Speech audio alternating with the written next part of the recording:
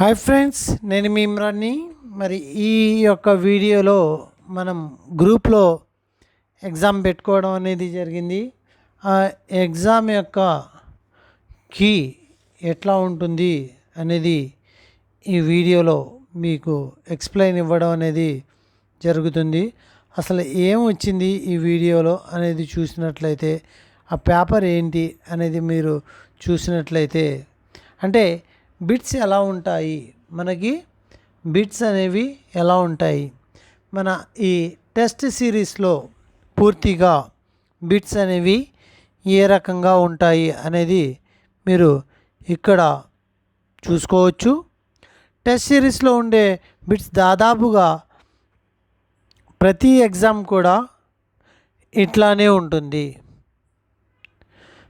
So ప్రతి ఒక్కరూ కూడా ఈ ఎగ్జామ్స్ రాయడం దేని గురించి అంటే, మీరు ఎన్ని తప్పులు చేస్తారో చేయండి, ఆ తప్పుల నుంచి నేర్చుకోండి. ఇది నా కాన్సెప్ట్. మరి ఫస్ట్ బిట్ మనం కనుక చూసినట్లయితే, एक बच्चा जो जन्म के समय अपना सिर खड़ा नहीं कर सकता, वह 4 महीने का होने तक बिना किसी प्रशिक्षण के अपना सिर खड़ा सकता है. बच्चा 4 महीने में अपना सिर खड़ा रहा है, यह स्थिति है. చూడండి, ఇక్కడ 4 నెలలు ఎటువంటి బినా కృషి ప్రశిక్షణ, ఎటువంటి ట్రైనింగ్ లేకుండా అంటే ఏజ్తో పాటుగా పెరగడం అనేది జరిగింది. యాక్చువల్గా 4 నెలలకి పిల్లవాడు తల నిలుపుతాడు. ఆ స్థితి, దాన్ని వృద్ధి అనరండి, వికాసం అనరు, పరిపక్వత అంటారు. వికాసం అంటే ఏంటి? ఒక ప్రశిక్షణ ద్వారాగా, అనుభవం ద్వారాగా నేర్చుకునేది, అది వికాసం అంటే. మరి రెండో బిట్కి వెళ్తే, शेषु एक गणित शिक्षक तीसरी कक्षा के छात्रों को वृत्त और त्रिभुज और वर्ग बनाना सिखाता है. ఏంటండి, చూడండి, ఫస్ట్ వృత్తం నేర్పిస్తున్నాడు. ఫస్ట్ ఏం నేర్పించాడు? వృత్తము, సర్కిల్ నేర్పించాడు. తర్వాత త్రిభుజం నేర్పించాడు. తర్వాత వర్గ్ నేర్పించాడండి. సో ఇక్కడ ఏమవుతుంది? వికాసం అనేది నియమము, పదానుక్రమం అంటే ఒక దాని నుంచి ఇంకొక వైపుకి నేర్చుకుంటూ వెళ్తున్నాడు. ఒక క్రమానుగత్ అంటే వికాస పదానుకృతి అనేది జరిగింది. నెక్స్ట్ వికాస సిద్ధాంతాల్లో నెక్స్ట్ शिक्षक रामाराव द्वारा किस विकास सिद्धांत का पालन किया जाता है, जो अपने छात्रों को दिए गए गृह कार्य में कुछ छात्रों को अधिक आइटम और कुछ छात्रों को कम आइटम. చూడండి, ఒక రామారావు అనే టీచరు కొంతమంది పిల్లలకి ఎక్కువ హోంవర్క్ ఇచ్చారంటండి, మరి కొంతమంది పిల్లలకి తక్కువ హోంవర్క్ ఇచ్చారు. అంటే చెయ్యగలిగే వాళ్ళకేమో ఎక్కువ ఇచ్చాడు, చెయ్యలేని వాళ్ళకేమో తక్కువ ఇచ్చాడు. అక్కడ వికాస ఏ నియమాన్ని ఆయన ప్రతిపాదించాడు అంటే, డౌటే లేదు, వ్యక్తిగత అంతర్. ఇప్పుడు అర్థమైందా? క్వశ్చన్ని అర్థం చేసుకుంటే ఆన్సర్ ఎంత ఈజీ అయిపోతుందో అదండి. పదానుక్రమితి అంటే ఒక ఆర్డర్ అని చెప్పుకున్నాము. అలాగే అవిచ్ఛిన్న అంటే ఎల్లప్పుడూ కొనసాగేది. కానీ ఇక్కడ ఇద్దరి మధ్య డిఫరెన్స్ చూసి ఇచ్చాడు కాబట్టి అది వ్యక్తిగత అంతర్ ఆన్సర్. నెక్స్ట్ చూడండి, నెక్స్ట్ हम विकास के इस चरण में तेज़ी से अभिवृद्धि और వికాస్ देख सकते हैं. ఈ యొక్క చరణంలో చాలా తేజీగా వికాసం మరియు అభివృద్ధి రెండూ జరుగుతాయంట. మనం చెప్పుకున్నాము. ఇక్కడ ఒక పాయింట్ చూడండి, అభివృద్ధి వికాస్ రెండు జరిగే దశ ఏంటి? వయస్క అసలు లేదు, తీసే. ప్రారంభిక బాల్యకాల శైశవావస్థ ఉత్తరీ బాల్యకాల మరీ చెప్పాను. మానసికంగా ప్రారంభిక బాల్యావస్థ అయితే శారీరకంగా శైశవావస్థలో జరిగినంత ప్రోగ్రెస్ ఇంకా ఏ అవస్థలో కూడా జరగదు. సో ఇక్కడ అభివృద్ధి అన్నాడు కంపల్సరీ. అలాగే దాంతోపాటు వికాసం కూడా జరుగుతుంది. ఏ అవస్థ అండి? శైశవావస్థ. నెక్స్ట్, निम्नलिखित में सूक्ष्म कौशल का उदाहरण, చాలా చిన్న మైక్రో అండి సూక్ష్మ కౌశల్ ఏంటి? చలనా, గిసడనా, బయటనా కాదండి, ఉంగిలియోసే పకడ్నా, వేళ్ల ద్వారాగా పట్టుకోవడం. చాలా చిన్న పని అన్నమాట అది. నెక్స్ట్, एक बच्चे को अपना खिलौना दूसरे रोते हुए बच्चे को देने के से सुकून मिलता है, जिसे बच्चे ने उसे दिलासा देने की कोशिश की और उसके व्यवहार से यह पता चलता है. చూడండి, ఒక పిల్లవాడు తన దగ్గర ఉన్న ఆట బొమ్మని ఏడుస్తున్న ఇంకొక పిల్లవాడికి ఇచ్చి ఆడు ఏడుపు ఆపు చేసే ప్రయత్నాన్ని కంట్రోల్ చేయడానికి ప్రయత్నం చేస్తున్నాడు. వాళ్ళలో పెరిగిన వికాసం ఏంటి అని చెప్పి ఇక్కడ చెప్పడం అనేది జరుగుతుంది. ఏ వికాసం అంటే వాళ్ళలో పెరిగింది? ఒకసారి చూడండి. ఏ వికాసము? సొసైటీ కదా ఎదటి వాడిని మౌల్డ్ చేసేది. సామాజిక వికాస్ అంతే కదండి. రైట్. నెక్స్ట్, అంటే ఒక పిల్లవాడు తన దగ్గర ఉన్న వస్తువుని ఇంకొకరికి ఇచ్చి, అంటే సామాజికంగా తన నాలెడ్జ్ పెరిగింది అని అర్థం.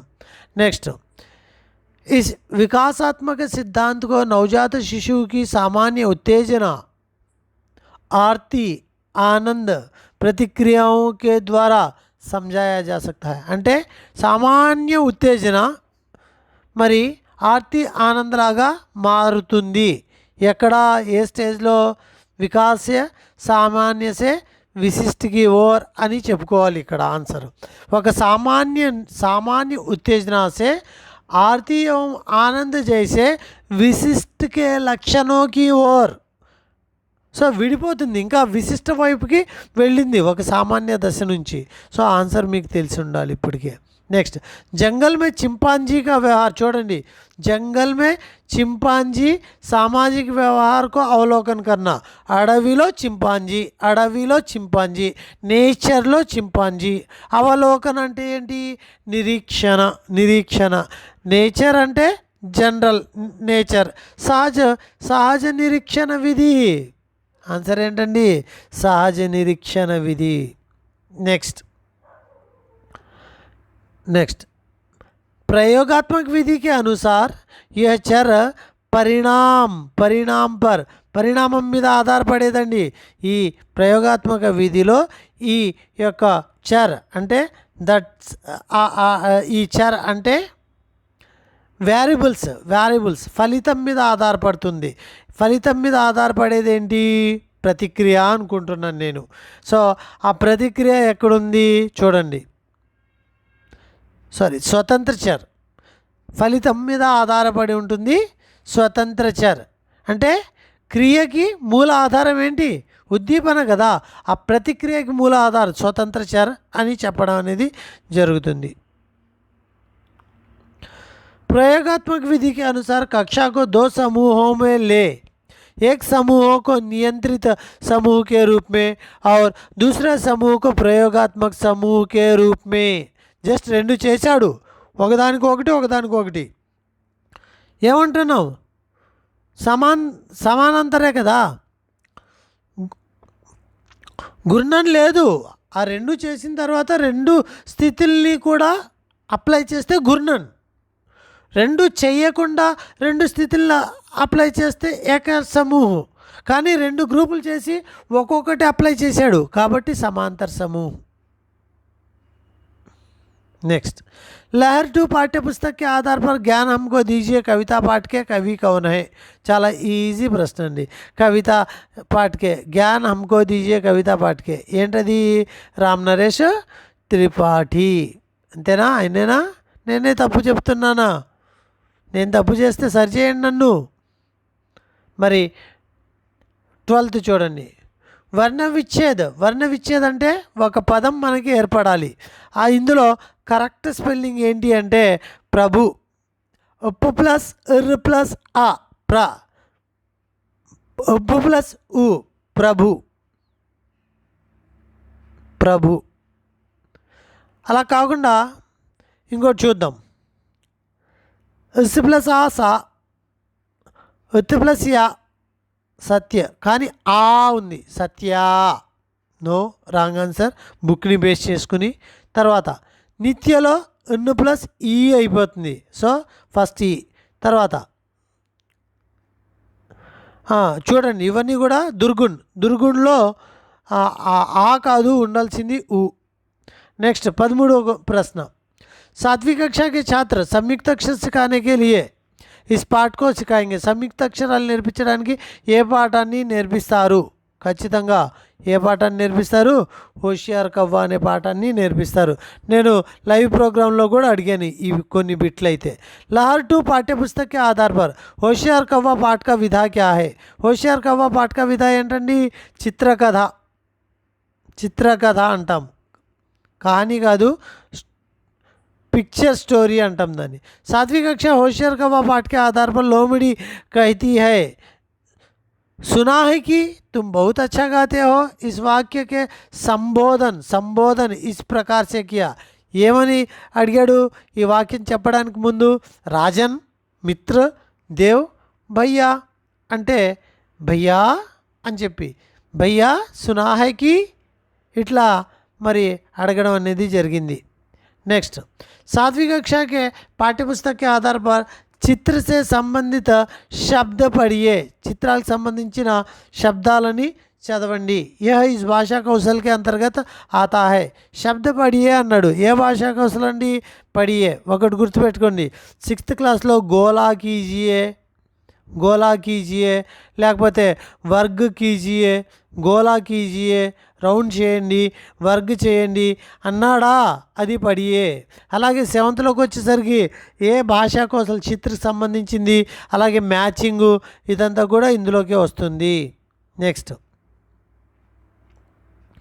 यदि छात्र द्वारा प्राप्त किए गए अंक प्राय एक समान रहेंगे तो वह परीक्षा का यह विशेषता है. आ परीक्षाలో ఉండాల్సిన परीक्षा के वर्तमान परीक्षाओं की विशेषता है विश्वसनीयता. नेक्स्ट, भाषा ज्ञान पर बल देना. ఏ పరీక్ష యొక్క స్థితి అంటే నిబంధాత్మక పరీక్ష యొక్క స్థితి. नेक्स्ट, जब विद्यार्थी को मूल्यांकन पूरे वर्ष तक किया जाता है, पूरे वर्ष तक निरंतर पूरे वर्ष तक निरंतर समग्र मूल्यांकन. नेक्स्ट, यदि परीक्षा में उच्च योग्यता वाले छात्र बुरा करते हैं तथा कम योग्यता वाले छात्र अच्छा करते हैं, यह उत्तम परीक्षा का विशेषता है. ఏ విశేషత కిందకు వస్తుంది అంటే నకారాత్మక విభేదీకరణ. పక్కాగా చెప్పాలి అంటే ఏంటది? విభేదీకరణ. नेक्स्ट, प्राचीन काल से पाठ्य पुस्तक इस पर अंकित हुए थे. దేని మీద ప్రాచీన కాలంలో అంటే కాగజ్ ఉందా లేదు, దీనికంటే ముందు భోజపత్రాలు, తాళపత్రాలు అని చెప్పి మన టెక్స్ట్ బుక్ని బేస్ చేసుకుని వెళ్ళాలి. ఏ. नेक्स्ट, शिक्षण का प्रमुख आधार है. शिक्षण का प्रमुख आधार क्या है? पाठ्य पुस्तक. शिक्षण का प्रमुख आधार क्या है? पाठ्य पुस्तक. इसे दौड़ का मैदान भी कहते हैं. దీన్నే పరిగెత్తే మైదానం అంటారంట. దేన్ని? పాఠ్యక్రమంని. विद्यार्थी दौड़ते हैं, विद्यार्थी अनुकरण करते हैं. यह आवश्यक नहीं कि वे शिक्षा की उद्देश्य प्राप्त कर ही ले. यह कथन किसका है? ఇది ఎవరు చెప్పారు అన్నారండి? రాబర్ట్ అండ్ యూలిచ్ సఫल శిక్షణలో. इसके द्वारा विद्यालयों में एक स्तर एवं एक रूपता प्राप्त होता है. విద్యాలయాల్లో ఒక స్तर అనేది, ఒక ఏకరూపత్వం అనేది ఉంటుంది దీని ద్వారాగా, పాఠ్యక్రమం ద్వారాగా. सागामी क्रियाओं के अंतर्गत भाषा शिक्षण की दृष्टि से नाटकीय क्रिया इनकी प्रधानता रहती है। नाटकीय प्रधानता, नाटकीय क्रियाओं का प्रधानता ఏంటది? కథోపకథన్, నాటకీయ క్రియ, నాటక కథోపకథన్ మరియు హావభావాలు ఉండాలి కంపల్సరీ నాటకీయకరణ చేయాలి అంటే। भारतीय आर्य परिवार भाषा का मूल स्रोत कौन सी भाषा मानी जाती है?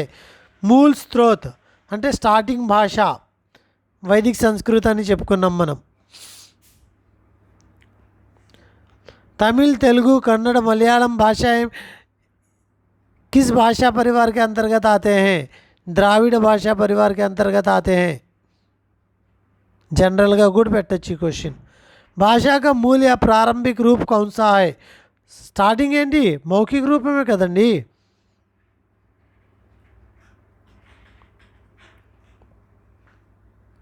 नेक्स्ट, 84 सिद्धों में आदि सिद्ध किसे कहते हैं? आदि सिद्ध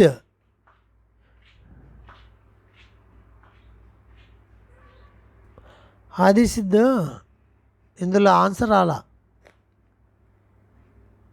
శబరప కాదు, సరహప। ఆప్షన్ 4 ఏమో,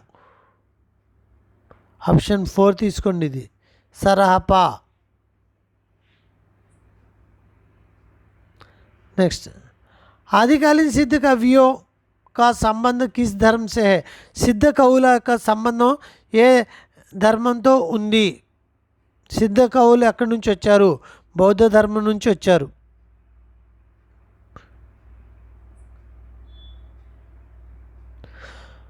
नव्य भारतीय आर्य भाषाओं का विकास पूर्व का सही विकास क्रम దీంట్లో ఒకటే, ఫస్ట్ వైదిక్ సంస్కృత్ అన్నాం అంతే, తర్వాత లౌకిక సంస్కృత్, తర్వాత వైదిక, లౌకిక, प्राकृत, अपभ्रंश।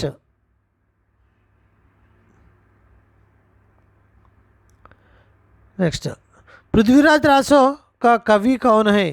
चंद बरदाई। नेक्स्ट, शुक्ल जी ने किस कवि को सूफी परंपरा के अंतिम कवि माना है? ఎవరిని సూఫీ పరంపరలో అంతిమంగా కొల్చారు? ఎవరు? రామచంద్ర శుక్ల్, నూర్ మొహమ్మద్ని। रति अथवा प्रेम इस रस के स्थायी भाव है। रति अथवा प्रेम श्रृंगार।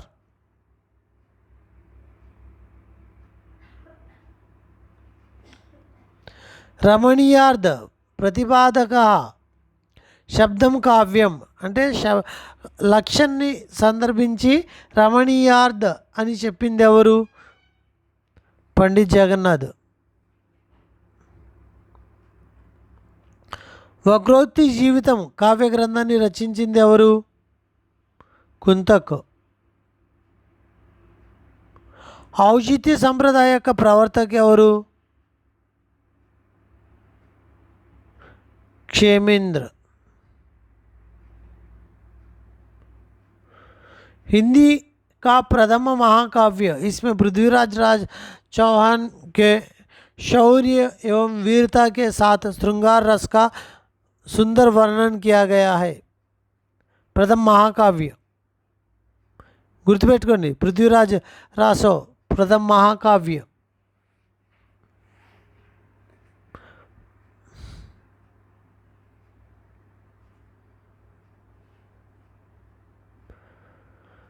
आदिकालीन रासो साहित्य में वीर रस का प्रयोग के लिए इस भाषा का प्रयोग किया गया। वीर रस, वीर रस डिंगल।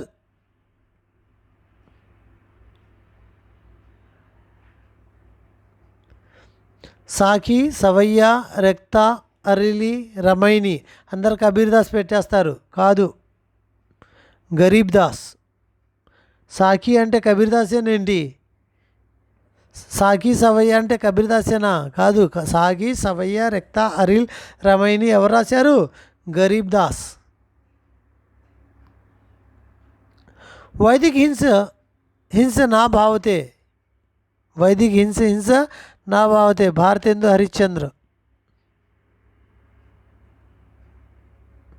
కోడ్లా ఉండాలి మనం చదివే చదువు.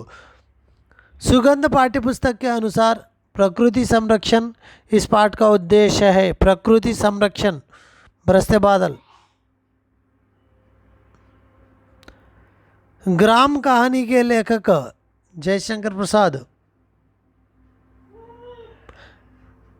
నేను ఆన్సర్లో చూసి చెప్పట్లేదండి ఇక్కడ.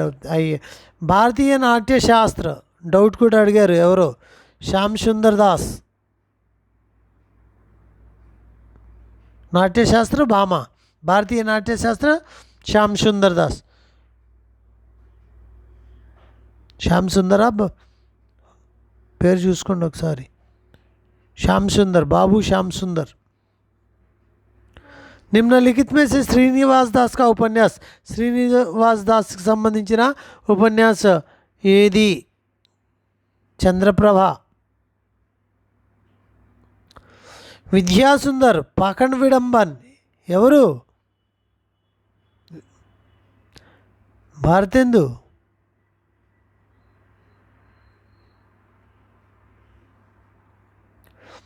హిందీ సాహిత్య ఇతిహాస్ గ్రంథ ఎవరు? ఆచార్య రామచంద్ర శుక్ల. మరి ఆయన ఇక్కడ లేరు కదా, అప్పుడు నాగేంద్రకి వెళ్ళిపోండి.